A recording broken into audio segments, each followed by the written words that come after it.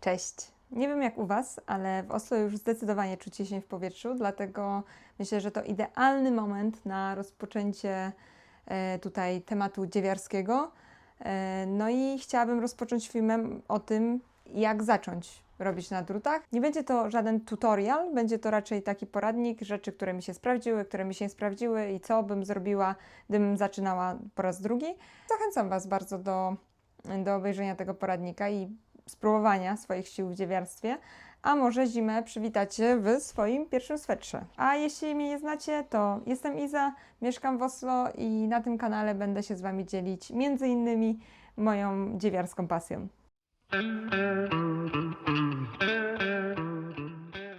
Na wstępie powiem jeszcze o tym, jak ja zaczęłam. Zaczęłam dziergać w grudniu 2023, ale ogólnie bardzo dawno chciałam już spróbować. W dzieciństwie nawet miałam małą próbę, bo mama tam coś mi pokazała, ale moja mama potrafiła dziergać, ale nie była tego fanką, więc nie za bardzo miała ochotę mnie uczyć. No ale w końcu po latach do tego wróciłam, no i właśnie w grudniu zaczęłam. Później w marcu zaczęłam swój pierwszy projekt, ale to właśnie zaraz do tego dojdę. A no teraz już mam za sobą 4 swetry bodajże i trochę akcesoriów. Ja też nie jestem raczej, nie jestem bardzo szybką dziewiarką, nie robię tego non-stop. Też na pewno więcej dziergam jesienią i zimą niż wiosną, latem. Więc nie ma tego aż tak dużo, ale tak czy siak to, co mam, już mnie bardzo satysfakcjonuje i planuję więcej i więcej i cały czas rozwijać tę pasję. No i przejdźmy do tego, jak zacząć. Ja jestem zwolenniczką podejścia zacznij z tym, co masz, żeby jak najmniej inwestować w nowe rzeczy, bo co jeśli Ci się nie spodoba, co potem z tymi rzeczami zrobić? Jakby mamy dostatek rzeczy na świecie już i ogólnie unikam kupowania nowych rzeczy jak tylko mogę, więc Was też do tego zachęcam. No i właśnie sposób, który u mnie się sprawdził i polecam każdemu, to było uczenie się podstaw na drutach, które ja akurat dostałam od mamy mojego chłopaka, bo miała jakieś tam druty, co ich kiedyś używała i dała mi też swój stary komin, którego nie używała i on nie był nawet wełniany, on był z jakiejś naprawdę włóczki takiej akrylowej czy coś, jeszcze była z cekinami, sobie musiałam to rozdzielić potem, no ale ważne było to, że on był z dosyć grubej włóczki i można było go spróć i można było się na tym uczyć. I właśnie do tego zachęcam, żeby albo poszukać w domu takich rzeczy, drutów nawet takich prostych. Ja tutaj mam, wzięłam tutaj druty, żeby Wam pokazać takie proste druty, to są bodajże tak 5,5 mm. Ogólnie takich drutów się bardzo mało używa, bo w większości robótek używa się drutów na żyłce. Takich drutów na żyłce. Te żyłki są różnej długości, są druty odkręcane, przykręcane. No i właśnie takich drutów prostych używa się tylko do dziergania na płasko, czyli można na nich wydziergać szaliki, koce, elementy, z które się potem zszyje w całość, ale na przykład swetra dookoła, tak jak tutaj ja mam, że wiecie, tak był dziergany naokoło. Na takich drutach nie wydziergacie, do tego potrzebujecie drutów właśnie na żyłce. Ale do nauki takie druty wystarczą, a właśnie mówię, takie druty można czasem znaleźć u siebie w domu, czy u właśnie babci, czy mamy, czy cioci, czy kogoś znajomego. Czasem można kupić takie w lumpeksie, to akurat mam z lumpeksu tutaj w Oslo, ale w Polsce też mi się zdarzyło widzieć jakieś takie druty, zresztą też takie z żyłką widziałam czasami, więc po prostu najtańsze druty, najlepiej nie jakieś super cienkie i kawałek czegoś, co można spróć. I od tego można już zacząć.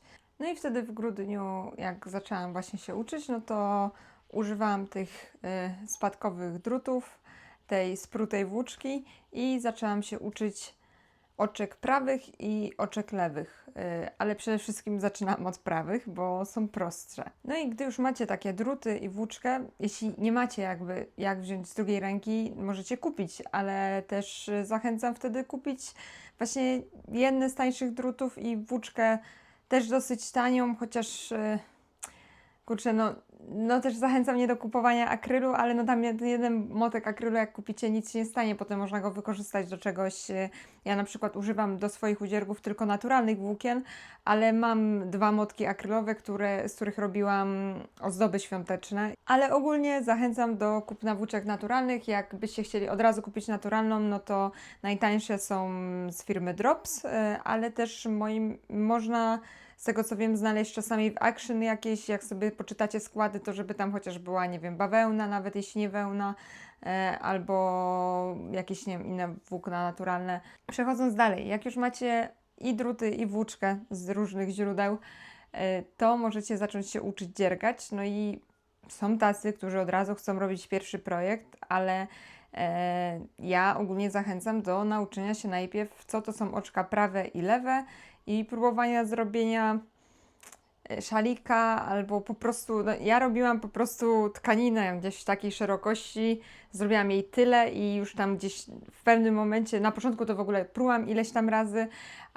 bo totalnie mi nie szło, a potem już, że wiedziałam jakby i tak, że tego nie użyję, bo właśnie to była ta włóczka z odzysku, która ogólnie mi się nie podobała jakoś i nie planowałam z tego nic konkretnego, więc po prostu dziergałam i w pewnym momencie już widziałam, że wiecie, ta tkanina zaczyna mieć bardziej równy, bardziej foremny kształt, że nie ściskam bardzo, że te oczka mają właśnie tą swoją, wyglądają tak jak teraz na tym swetrze i ogólnie jest ok. I w momencie, kiedy zaczynacie się uczyć oczek prawych i lewych, bo to są jakby 2 podstawowe rzeczy, musicie się też nauczyć nabierania oczek na druty i zamykania robótki. I ja tutaj się postaram Wam w ogóle pod spodem jakieś tutoriale wkleić, takie, które znajdę w internecie, bądź takie, z których sama korzystałam.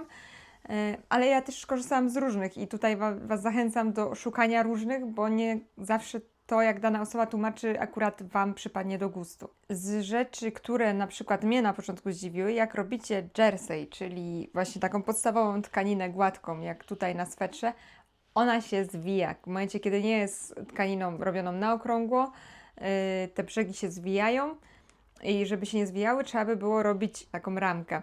Ale na to wszystko przyjdzie czas, po prostu się nie zdziwcie, że to się zacznie zwijać. Tego, co musicie wiedzieć na początku, są 2 metody przerabiania oczek i 2 metody trzymania nici. No i metodę przerabiania oczek jest metoda wschodnia i metoda kontynentalna.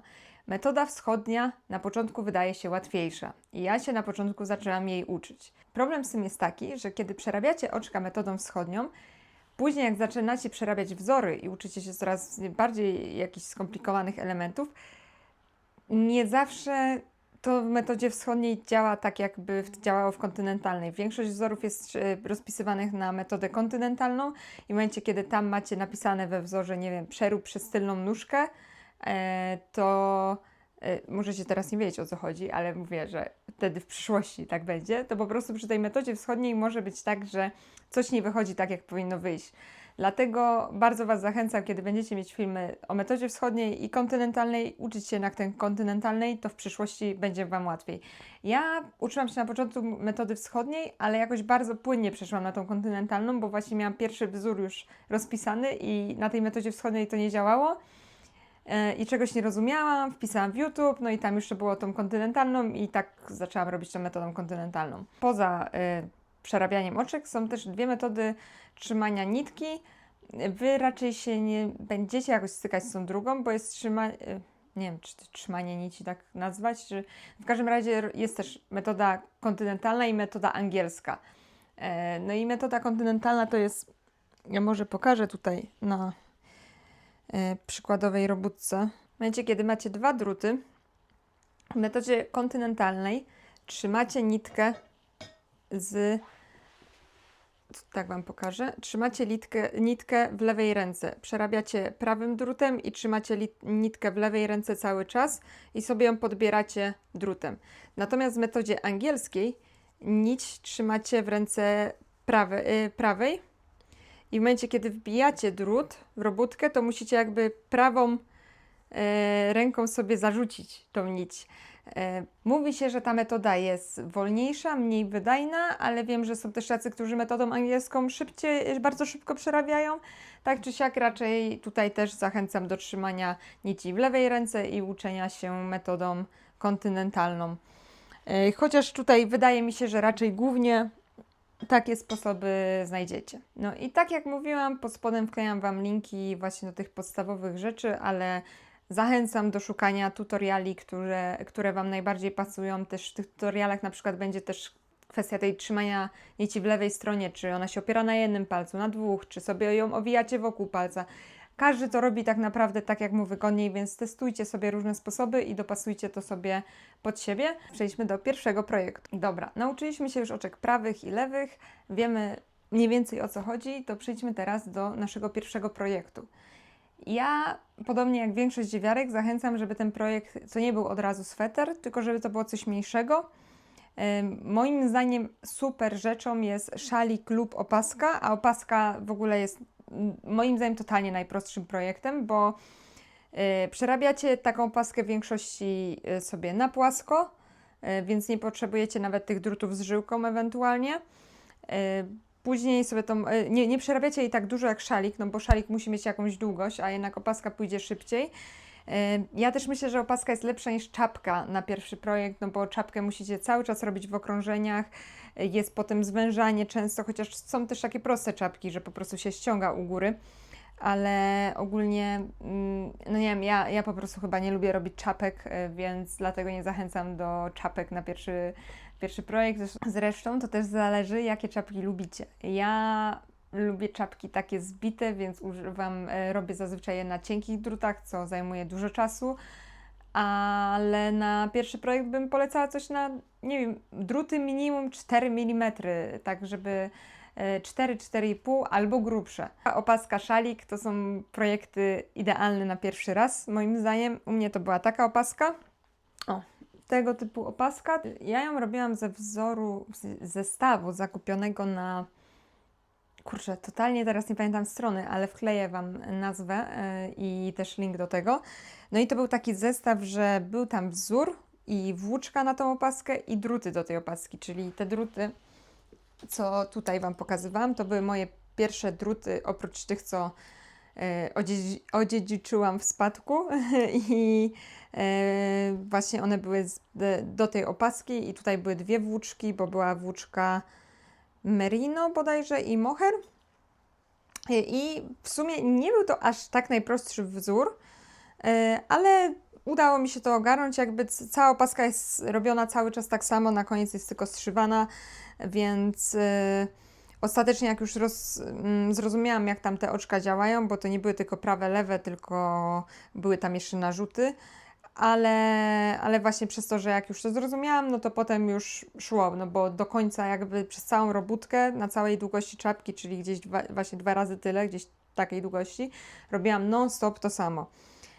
Więc był to projekt łatwy i przyjemny i tak mi się trochę zeszło, no bo się uczyłam, też nie miałam takiej wprawy, też nie poświęcałam wtedy jeszcze na to jakoś mega dużo czasu, bo to się nakładało z wyprowadzką do Norwegii, więc dużo miałam na głowie. No i właśnie, czy ten zakup był najlepszym pomysłem? Wydaje mi się, że super było to, że miałam druty i włóczkę i wszystko to było skompletowane, ale ogólnie wolałabym i rekomenduję Wam też robić pierwszy produkt, jakby pierwszy ten uzier z jakiegoś filmu instruktażowego na YouTubie. Bo na filmie sobie to zapauzujecie, sobie cofniecie, napiszecie do twórcy. Tutaj też mogłam się skontaktować z autorką wzoru i też właśnie to zrobiłam, bo na początku totalnie nie wiedziałam, o co chodzi. Ale no właśnie taki film wydaje mi się będzie dużo łatwiejszą opcją. Też tych tutoriali jest naprawdę masa, właśnie na pierwsza opaska, pierwsza czapka, też na pewno jakieś Wam tam rekomendacje podlinkuję. Więc ja do tego zachęcam do korzystania z YouTube'a. No i też jak macie taki film na YouTubie, też bardzo często tam są rekomendowane włóczki i druty, jakie powinniście użyć do danego projektu, więc to kupno nie jest aż takim problemem, no bo jeśli macie kup włóczkę drop z Nepal 2 motki i druty 5 mm na żyłce 40 cm, no to wiecie, czego potrzebujecie i sobie to kupicie i po prostu będziecie mogli też właśnie sobie dziergać i jakby ta kwestia zestawu całego nie jest jakaś taka, że to tak dużo ułatwia, nie? Co jeśli już mamy za sobą ten pierwszy projekt i chcemy mieć pierwszy sweter? Jeśli chodzi o pierwszy sweter, również zachęcam Was do poradników typu takich z filmami. I to zachęcam do używania poradników polskich dziewiarek, bo no na przykład jest taka dziewiarka Petit Knit. Jak już będziecie dziergać, to na pewno się zderzycie z nią, bo jest bardzo popularna i ma bardzo dużo wzorów. I ona ma podstawowe filmiki instruktażowe na swojej stronie, ale one są po duńsku. Można sobie wziąć, wiadomo, tam napisy angielskie czy jakieś inne pewnie też. Ale te filmiki są ogólne. Jeśli na przykład we wzorze macie napisane, że użyjcie niemieckich rzędów skróconych, no to będą one, znajdziecie u niej tutorial na to, ale on będzie po prostu ogólny tutorial, nie będzie do tego danego projektu. A mi się wydaje, że w tym pierwszym swetrze fajnie wszystko widzieć na tym swetrze, żeby to wszystko było pokazane krok po kroku. Dlatego właśnie zachęcam do tych polskich dziewiarek pod tym względem. Ja sama swój pierwszy sweter dziergałam z poradnika Samouczka u Purl i bardzo dobrze mi się dziergało. Ja użyłam trochę innej włóczki niż ona tam rekomendowała i mimo wszystko jakby no, nie miałam zero problemów z tym swetrem. Gdzieś tam jak nad czym się zastanawiałam, to pisałam do Marty na Instagramie. Do Marty? Mam nadzieję, że nie pomyliłam imienia. Że pisałam do Marty na Instagramie i ją o to pytałam. No i ten sweter sama, jak widzicie, zakończyłam go dosyć szybko, ale i właśnie jest troszeczkę przykrótki, ale ja go kiedy ja go skończyłam? Rok temu, we wrześniu, to od tamtej pory naprawdę był intensywnie użytkowany i nadal jest intensywnie użytkowany, bo to jest też taki sweter, którego nie boję się, wiecie, też ewentualnie zniszczyć, chociaż raczej nie tak łatwo go zniszczyć. No i ja chodzę w nim po domu, chodzę w nim do lasu, na ogniska. Ogólnie tutaj spędzam dużo czasu w naturze w Norwegii, no to właśnie wtedy bardzo często używam tego swetra, a nie wiem, takiego swetra w paski, który sobie zrobiłam, który jest dla mnie takim miastowym, wyjściowym swetrem. I też ten sweter z tego poradnika wydziergałam też po raz drugi dla mojego chłopaka, tylko go zmodyfikowałam, bo jest dłuższy, ma dłuższe rękawy, więc naprawdę bardzo, bardzo, bardzo polecam ten poradnik, ale mówię, jak chcecie, możecie korzystać z innych, jakby feel free. Wybierajcie to, co Wam pasuje. Ja ten poradnik Wam podlinkuję, bo wiem, że mogę go polecić, bo z całości korzystałam nieraz i każdy filmik został przeze mnie ileś razy obejrzany, albo niektóre fragmenty, wiecie, do przodu, do tyłu cały czas i wiem, że mi się sprawdził ten poradnik, więc dlatego akurat ten Wam podlinkuję. I jeszcze gdybym miała dać jakieś uwagi do tego pierwszego swetra, zachęcałabym Was do szukania wzorów też na swetry proste. Nie róbcie od razu kolorowych swetrów z żakardów, pasków, bo to jest wszystko trudniejsze i w sensie ja wiem, że są takie osoby, które robiły takie swetry na pierwszy raz, ale wydaje mi się, że szkoda czasem nerwów, tego, że będziecie musieli coś próć, no chyba, że macie taki dryg, że super szybko załapiecie wszystko. Ale wydaje mi się, że właśnie taki prosty sweter, gładki, jednokolorowy będzie lepszy. Zachęcałabym Was też do szukania wzorów na druty minimum też właśnie te 4 mm albo grubsze, bo im macie cieńsze druty, tym macie mniejsze oczka, tym dłużej cała robótka trwa. Ja ten sweter robiłam na 5,5 mm, więc naprawdę już całkiem gruba i zajęło mi to wtedy miesiąc. Dla niektórych miesiąc na taki sweter to jest dużo, dla niektórych to jest mało. Dla pierwszy sweter moim zdaniem jest to bardzo optymalne, może być tego czasu też więcej potrzeba. I jeszcze bardzo dużo wzorów na swetry się składa z 2 nitek, bądź też czasami więcej, ale bardzo często jest to jedna nitka wełniana, na przykład merino i druga nitka moherowa. I też mam drugi mój sweter jest zrobiony w ten sposób.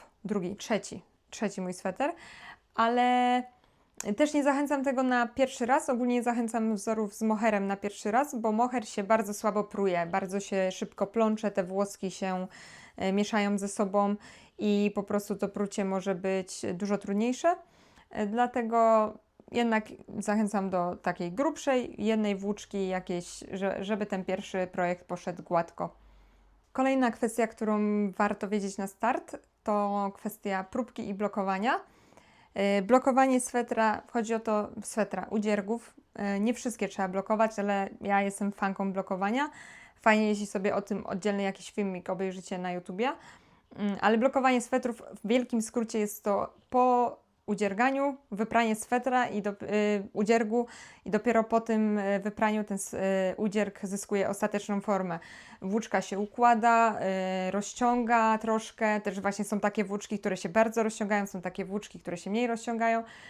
No i ten sweter przed i po, on będzie inaczej wyglądał. Ja gdzieś chyba mam jeszcze filmik, jak było przed blokowaniem wyglądał i po blokowaniu, więc jeśli go znajdę, to na pewno Wam wrzucę. Więc musicie wiedzieć, że taka rzecz jak blokowanie istnieje i sobie właśnie też dowiedzieć się więcej na ten temat. I druga rzecz ważna to próbka. Próbka to jest taki kawałek, tu chyba mam, tak.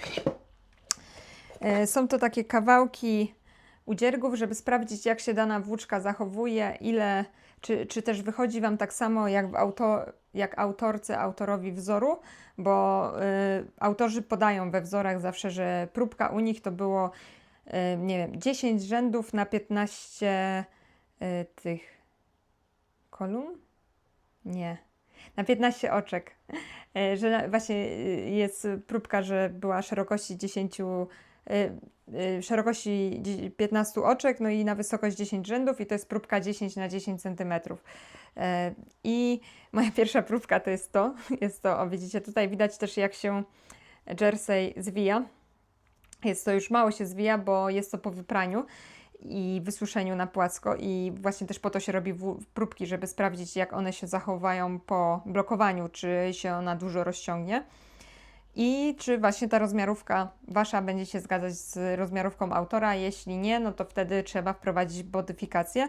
O tym też zachęcam do obejrzenia innego filmu, bo jest to szeroki temat, ale musicie wiedzieć, że takie próbki są, takie próbki się robi i szczególnie kiedy robicie coś, co ma mieć konkretny wymiar, no bo na przykład w szaliku, kiedy on się Wam trochę rozciągnie, to nic za bardzo nie zmienia.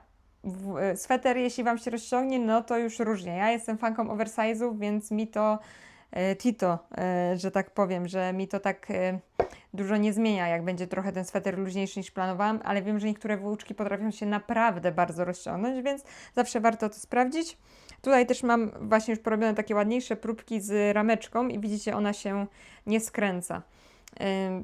Więc tak, blokowanie i próbka to są rzeczy, o których musicie wiedzieć też. Ostatnim już tematem w tym dziewierskim świecie na start będą gadżety. I tych gadżetów dziewiarskich jest cała masa. Niektórzy potrzebują ich dużo więcej, niektórzy potrzebują ich dużo mniej.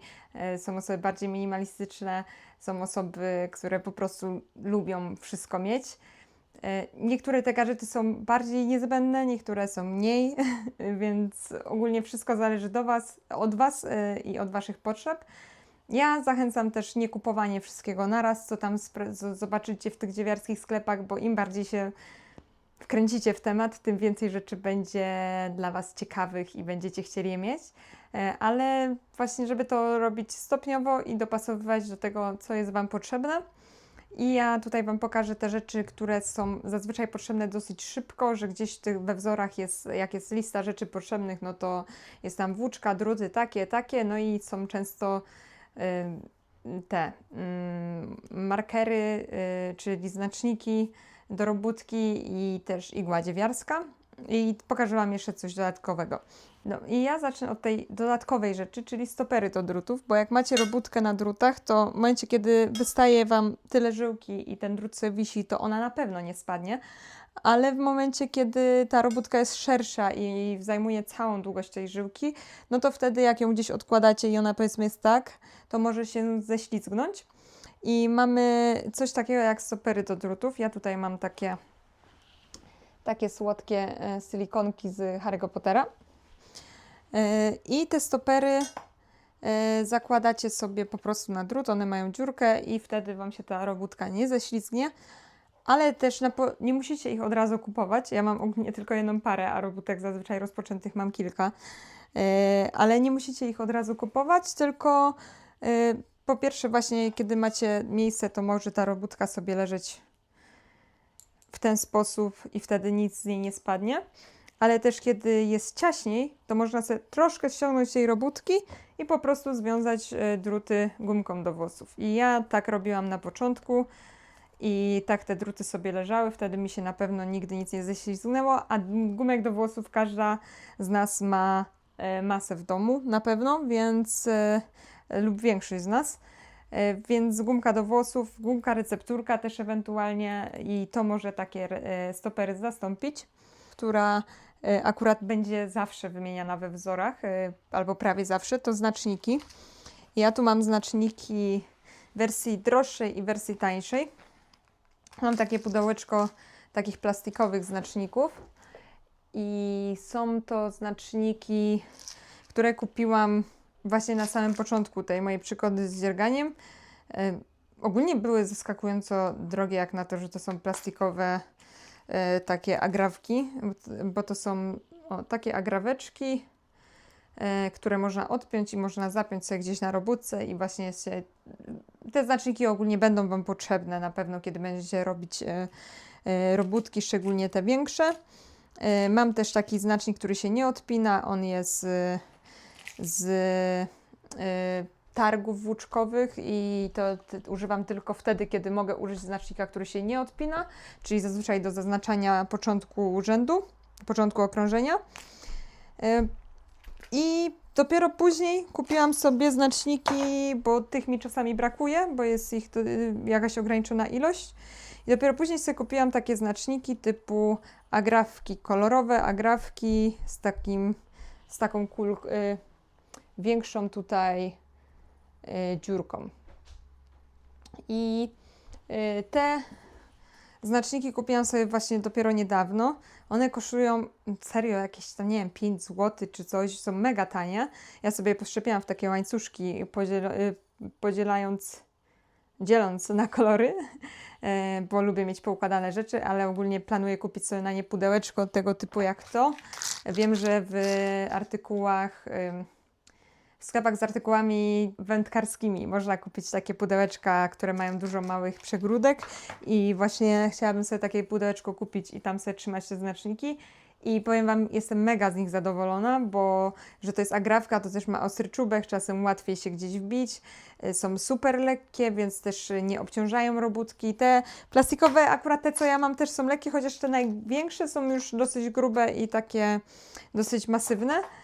No a te po prostu jest to tanie, dobre, spełnia swoją funkcję, ładnie wygląda, bo mają ładne kolorki. Ostatnio robiłam szaliczek, w którym sobie właśnie zaznaczałam bardzo regularnie tymi znacznikami powiększenie tego szalika, rozszerzenie i miałam tak, że super uroczo wyglądają i są w ogóle mega, mega fajne, więc takie znaczniki bardzo polecam i uważam, że nie trzeba przepłacać. Kolejna rzecz, która Wam się na pewno przyda, to miarka i tutaj też ja na początku korzystałam z miarki, którą miałam. Ta miarka ma prawdopodobnie ze 20 lat, nie wiem, u mnie w domu były po prostu tego typu kilka miarek gdzieś w pudełku z nićmi, gdzieś w innym pudełku i tam wiecie, ja sobie jedną kiedyś przywłaszczyłam, jak do czegoś była mi po prostu potrzebna i taka miarka krawiecka, no i właśnie z tej korzystałam na początku i nadal z niej czasami korzystam, ale gdzieś tam po czasie sobie kupiłam drugą miarkę, która po prostu jest dla mnie wygodniejsza, żeby ją gdzieś zabierać, bo tą widzicie, zawsze muszę zwijać i w ogóle, a tutaj mam taką automatyczną miarkę, która się zwija na guziczek i to jest super. Jeśli macie miarki, to polecam sobie od razu raczej kupić taką, bo nawet jeśli się nie wkręcicie w dzierganie, to ona się po prostu Wam przyda. A jeśli macie miarkę taką, to na początku nie musicie kupować takiej, bo totalnie Wam ta wystarczy. A gdzieś tą robótkę trzeba mierzyć w trakcie i Ta miarka jest naprawdę tutaj niezbędna ogólnie, ale mówię, niekoniecznie musicie od razu kupować taką. I przedostatnia rzecz, nożyczki. I dużo osób ma super ładne, słodkie nożyczki, takie z tam ptaszkiem albo czymś. Ja kiedyś pewnie będę chciała takie, bo lubię mieć ładne rzeczy i lubię, żeby mi wszystko pasowało i wyglądało to estetycznie, ale na ten moment mam pierwsze lepsze nożyczki z domu, które są zaskakująco duże, jak na to, do czego ich używam, i wystarczają. Nie potrzeba żadnych innych nożyczek. Wiem, że też niektórzy używają takich nożyków do odcinania, nożyczków krawieckich do odcinania nici. Ja takiego akurat nie mam, dlatego nie używam, ale też myślę, że to może być mega wygodne, więc tutaj to po prostu co macie, to wystarczy, żadnego specjalnego niczego nie trzeba kupować. To nie jest tak jak, nie wiem, jak obcinacie włosy, no to trzeba mieć nożyczki fryzjerskie, bo inaczej te włosy miażdżycie i potem macie złą jakość włosa i w ogóle. Przy dzierganiu potrzebujecie te nożyczki dosłownie tylko po to, żeby obciąć nitkę, więc do niczego więcej Wam są niepotrzebne. Więc każde nożyczki tutaj się sprawdzą. I ostatnia już rzecz, która pamiętam w pierwszym wzorze właśnie na tą opaskę, jak była wymieniona, to mnie zaskoczyła i dopiero po wygooglowaniu się okazało, że ją mam. Czyli jest to igła dziewiarska. I ja w ogóle w zestawie do szycia kiedyś miałam taką igłę. Taka duża plastikowa igła. Tak ona wygląda. I ta igła była dla mnie w ogóle wielką zagadką. Po co ona w ogóle tam jest? Po co jest plastikowa igła? Przecież to nie jest nawet ostre. I po co taka duża w ogóle? A no właśnie się okazało, że jest to igła dziewiarska i ona służy do gdzieś tam czasem zamykania robótki, czasem zszywania robótki. Jak na przykład jest ta opaska, no to na końcu trzeba było ją zszyć. I jest to igła grubsza i tępa na końcu, w sensie ona ma tam czubek taki jak druty, a nie jak ostra, zwykła igła, bo nie ma takiej potrzeby, żeby była ostrą, zwykłą igłą.